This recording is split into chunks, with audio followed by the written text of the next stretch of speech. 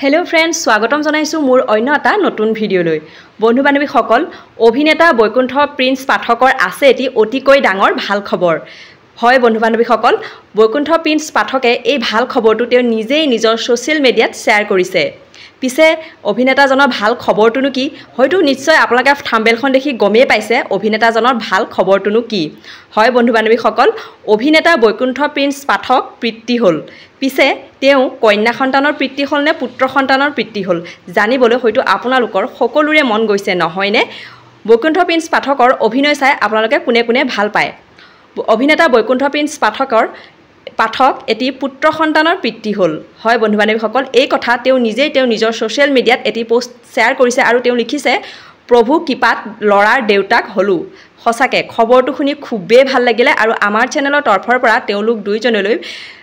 বহুত হিয়া ভৰা মৰম শুভেচ্ছা যাচিলো আৰু লগতে কণমানিটোলৈ বহুত মৰম যাচিলো আৰু ভগৱানে তোমাক সদায় যাতে ভালে কুশলে ৰাখক